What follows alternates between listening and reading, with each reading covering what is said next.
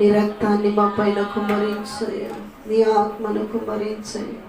శుద్ధి చేయి నాయనా, శుద్ధి చేసే గొప్ప దేవుడవ, ఆకాశమందున్న దేవుడవ, ఆలకించే దేవుడు, విడిచిపెట్టని దేవుడు, నడిపించే దేవుడు, మా కోసమై దిగి వచ్చి ప్రాణాన్ని నైనా ధార పోసావయ్యా. నువ్వు నీకు వందనాలయ్యా. ప్రేమగల దేవుడవు నాయన, సర్వశక్తి కలిగిన దేవుడవు ప్రభా. ఏ పాటి బ్రతుకులయ్యా మావి, ఇంతలో కనబడి అంతలో మాయమయ్య మా బ్రతుకులను చూసిన దేవుడవయ్యా, కనికరించిన దేవుడవయ్యా, క్షమించిన దేవుడవయ్యా, మా పాపాలన్నీ కూడా తుడిచివేసిన దేవుడవయ్యా. జ్ఞాపకము చేసుకోవయ్యా మా పాపాలను కూడా. అంత మంచి మనసున్న యేసయ్యా, నీకు వందనాలు స్తోత్రాలు చెల్లిస్తున్నాము నాయన. నీకే కృతజ్ఞతలు చెల్లిస్తూ ఆదివారం ఆరాధనకు మమ్మల్ని నడిపించిన గొప్ప దేవా, నీకు వందనాలు స్తోత్రాలు చెల్లిస్తూ ఈ చిన్న స్తుతి ఆరాధన నజరేయుడైన యేసు పరిశుద్ధ నామమున సమర్పిస్తున్నాం మా తండ్రి. ఆమేన్. హల్లెలూయా. అందరూ కూర్చోండి, దేవుని యొక్క వాక్యాన్ని ధ్యానించుకుందాం. హల్లెలూయా. పరిశుద్ధ గ్రంథం నుండి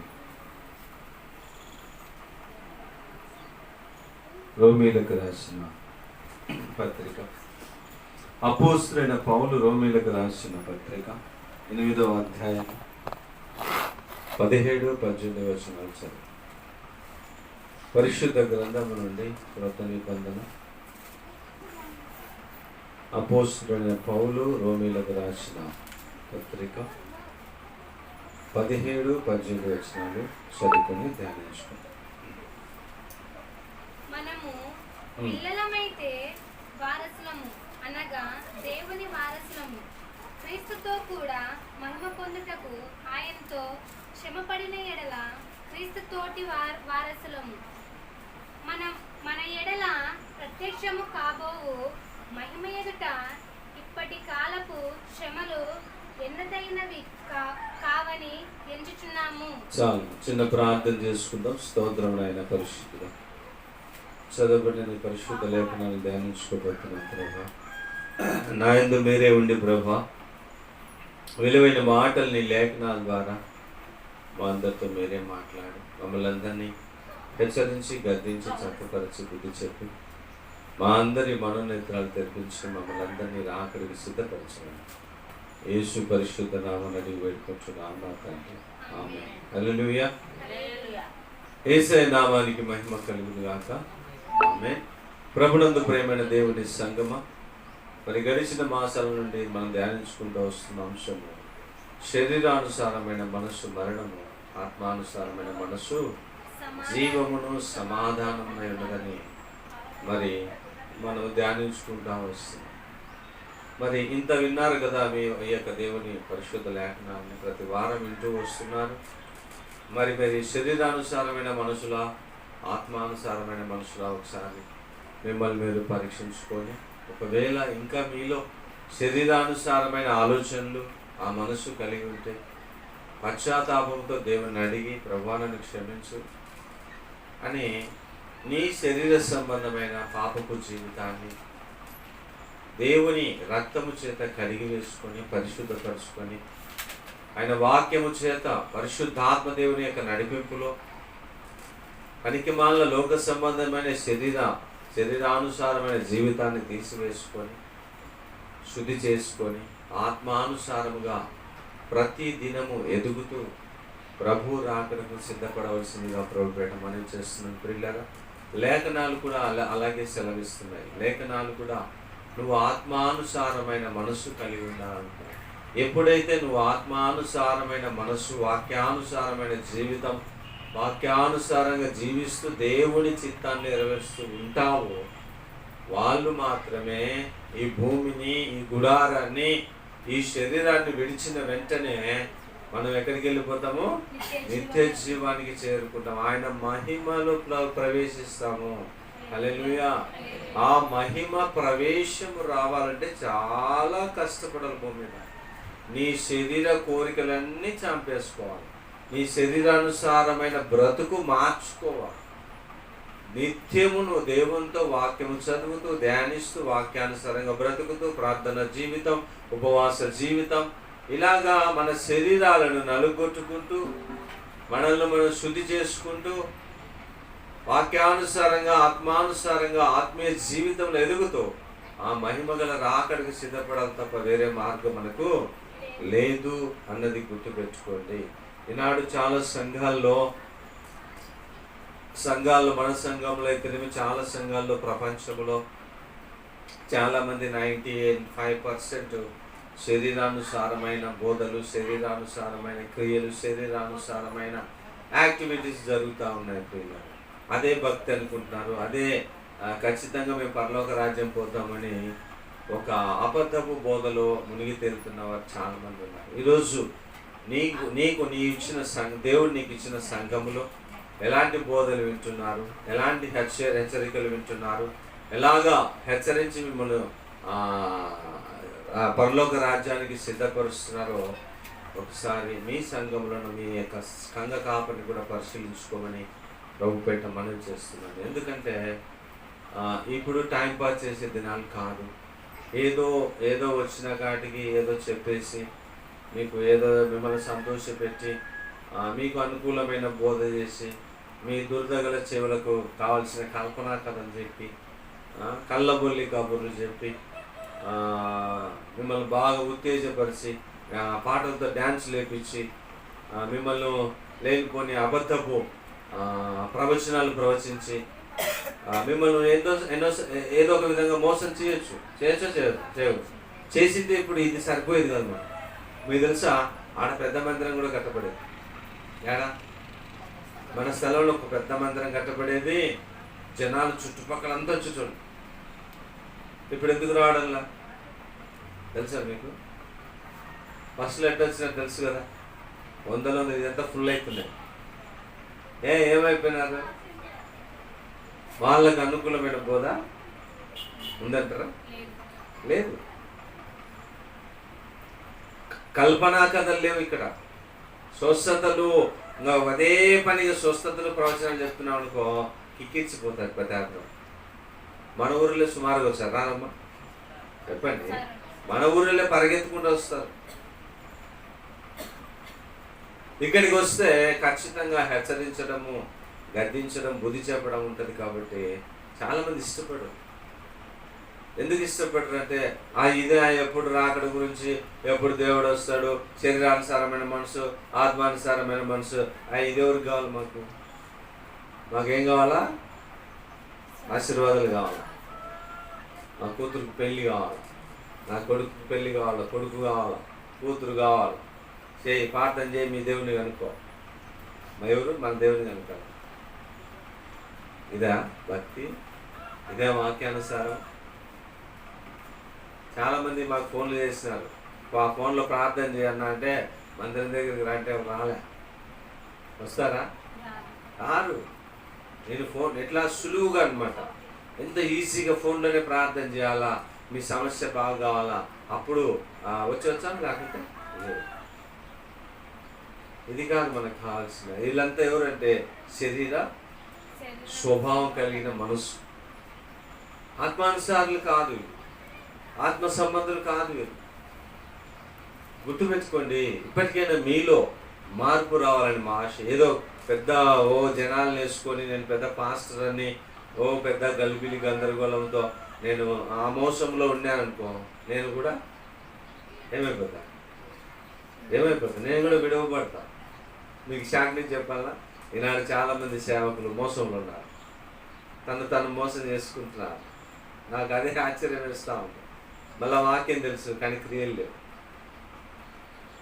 చెప్పాల్సిన వాళ్ళే సరిగా లేరు. ఫస్ట్ ఆఫ్ ఆల్ చాలామంది అనుకుంటారు పెద్ద జనం వచ్చే అదే సంఘం అనుకుంటారా? చాలా పొరపాటు. ఏసై దగ్గర ఎంతమంది ఉన్నారు చెప్పండి? ఏసై దగ్గర మొత్తము ఆయన 3.5 సంవత్సరాలు ప్రకటిస్తే దగ్గర 1 కోటి మంది, 2 కోట్లు, 10 కోట్ల మంది రక్షణలోకి రావాలి. ఎంతమందిలో ఉన్నారు చెప్పండి మా గట్టిగా? ఎంతమందిలో ఉన్నారు? మిగతా వాళ్ళందరూ పరిగెత్తుకుంటూ వెళ్ళిపోయినారే. చెప్పండి, ఏ బోధ చేసినాడు దేవుడు? చెప్పండి, ఏ బోధ? ఆత్మ సంబంధమైన బోధ. మీకు తెలుసా దేవుడు ఆ విషయం చెప్తే చూడండి, ఆ మాట ఒక చోట చూడండి. ఎక్కడుంది మా? యోహాను రాసిన సువార్త. అద్భుతంగా ఉంటుంది అసలు. హల్లెలూయా. దేవుని నామానికి మహిమ కలుగును గాక. ఆమేన్. చదవండి ఇక్కడ మా యోహాను రాసిన సువార్త మరి 6వ అధ్యాయం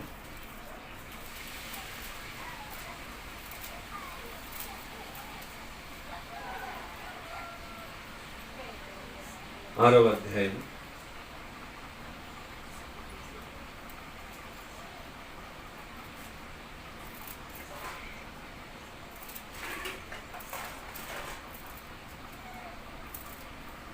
6వ అధ్యాయం 28వ వచనం చదవండి.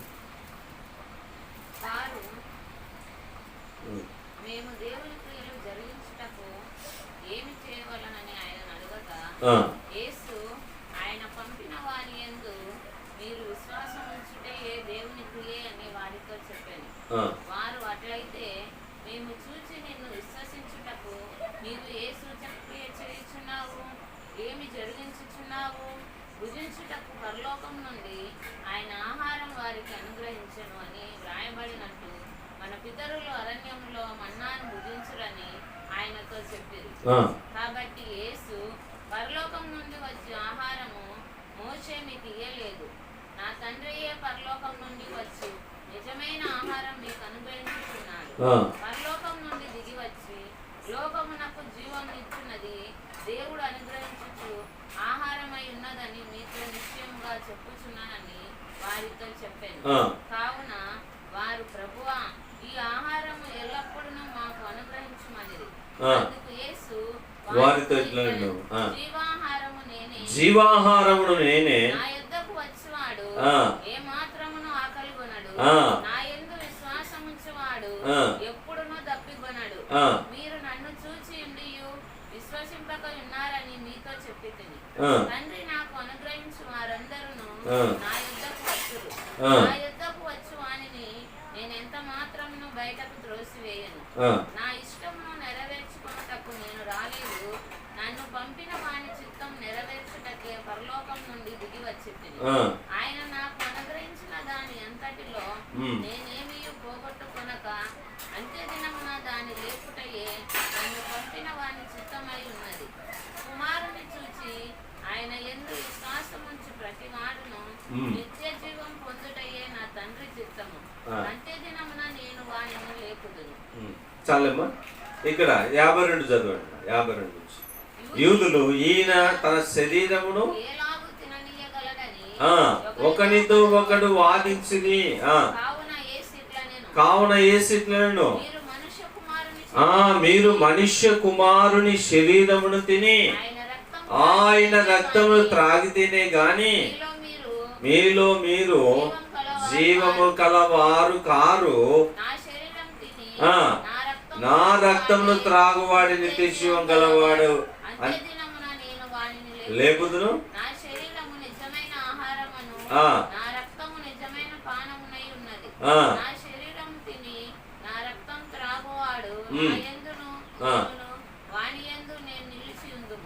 జీవము గల తండ్రి నన్ను పంపెను గనుక నేను తండ్రి మూలముగా జీవించుచున్నట్టే నన్ను తినువాడును నా మూలముగా జీవించును. ఇదే పరలోకం నుండి దిగి వచ్చిన ఆహారము. పితరులు మన్నాను తినియు చనిపోయినట్లు కాదు. ఈ ఆహారము తినువాడు జీవించునని నిశ్చయముగా మీతో చెప్పుచున్నాను నేను. ఆయన కపెర్నహూములో బోధించుచు సమాజ మందిరంలో ఈ మాటలు చెప్పాను. ఆయన శిష్యులలో అనేకులు ఈ మాట విని ఇది కఠినమైన మాట ఎవడు వినగలడని చెప్పుకొనిరి. యేసు తన శిష్యులు దీనిని గూర్చి చనువుకొనుచున్నారని తనకు తానే ఎరిగి వారితో ఇట్లా నేను దీని వలన మీరు అభ్యంతరపడుచున్నారా? అలాగైతే మనుష్య కుమారుడు మునుపున్న చోటునకు ఎక్కుట మీరు చూచిన యెడల ఏమందురు? ఆత్మయే జీవింప చేయుచున్నది, శరీరము కేవలము నిష్ప్రయోజనము. నేను మీతో చెప్పి ఉన్న మాటలు ఆత్మయు జీవమునై ఉన్నాయి గాని మీలో విశ్వసించని వారు కొందరున్నారని వారితో చెప్పాను. విశ్వసించని వారెవరో తనకు అప్పగింపు వాడెవడో మొదటి నుండి యేసునకు తెలియను. మరియు ఆయన తండ్రి చేత వానికి కృప అనుగ్రహింపబడకుంటే ఎవడును నా యొద్దకు రాలేడని ఈ హేతువును బట్టి మీతో చెప్పి తినను. అప్పటి నుండి ఆయన శిష్యులలో అనేకులు వెనుక తీసి మరి ఎన్నడూను ఆయనను వెంబడింపలేదు. చాలమ్మా. ఏమంటే అప్పటి నుండి ఎప్పుడైతే నేనే మీ జీవాహారాన్ని చెప్పండి నా శరీరమును తిని నా రక్తమును త్రాగువాడే నిత్య జీవం పొందుతాడని చెప్తే అందరికి డౌట్ వచ్చింది. అంతేగా కదా, డౌట్ రాదు చెప్పండి. మామూలు డౌట్ రాదు. అప్పటికి చాలా మంది శిష్యులు వెంబడిస్తున్నారు. చాలా మంది శిష్యులు దేవుని బోధ విని దేవుని వెంబడిస్తా ఉన్నారు. అద్భుతాలు ఆశ్చర్యకార్యాలు జరుగుతూ ఉంటే దేవుని చాలా మంది వెంబడించారు. వెంబడలేదమ్మా? అర్థమవుతుందా మీకు అసలు విషయం?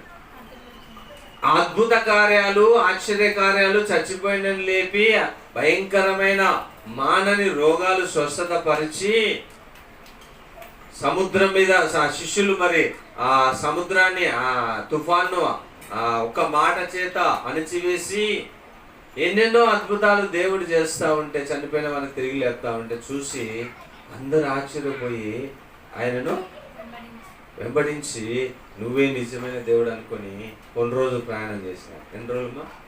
కొన్ని రోజులే. తర్వాత అసలు విషయం చెప్తా ఉన్నాడు. ఆ విషయం వాళ్ళకి మింగుడు వల్ల ఆత్మ సంబంధమైన విషయం చెప్తా ఉన్నాడు దేవుడు. శరీర సంబంధమైన విషయం కాదు అక్కడ చెప్తాను. ఏ సంబంధమ్మా? ఆత్మ సంబంధమైన ఒక అద్భుతమైన విషయాన్ని ఆ ప్రజలకు, ఆయన వెంబడిస్తున్న శిష్యులకు దేవుడు బోధిస్తూ అంటున్నాడు. ఇక్కడ అంటున్నాడు చూడండి, కావున యేసు ఇట్లనెను, మీరు మనుష్య కుమారుని శరీరమును తిని ఆయన రక్తమును త్రాగితేనే గాని మీలో మీరు జీవము గలవారు కారు. హల్లెలూయా. ఏమంట? ఆయన శరీరాన్ని ఆయన రక్తాన్ని త్రాగాల. వాళ్ళే ఎవరంటమ్మా? జీవము గలవారు. హల్లెలూయా. మీరు జీవము గలవారు అంటున్నాడు.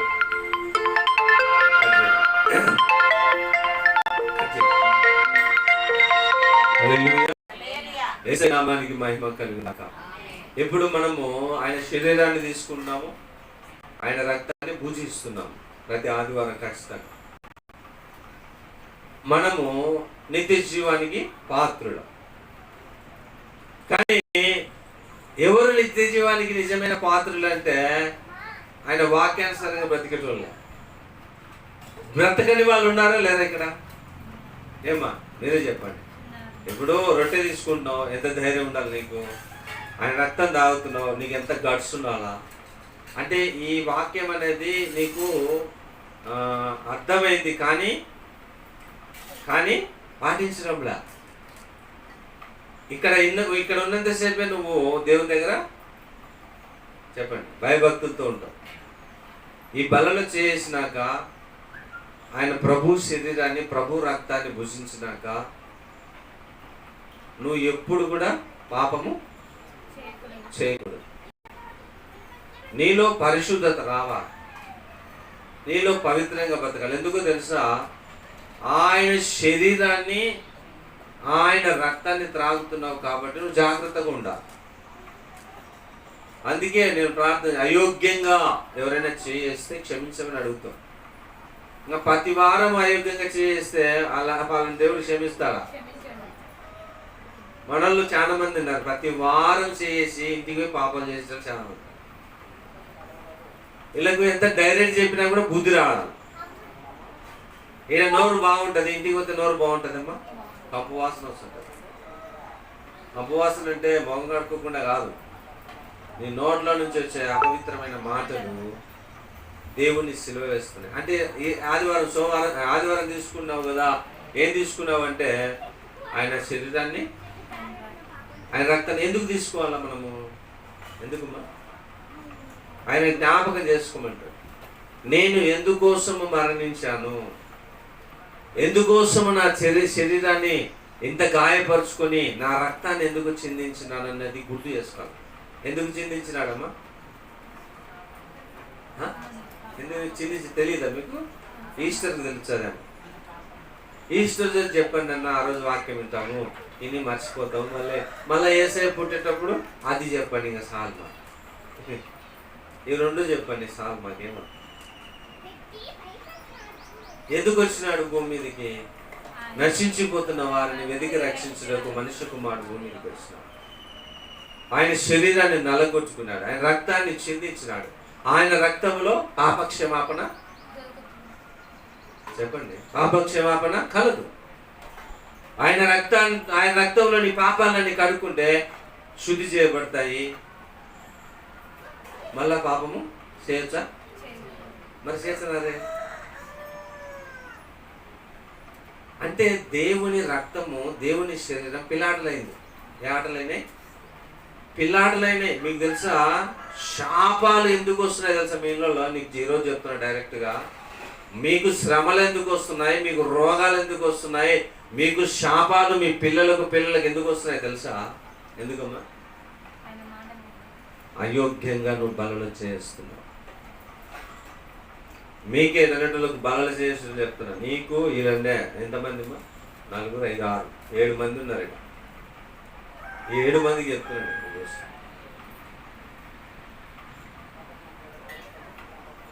డైరెక్ట్ చెప్తున్నాడు దేవుడు.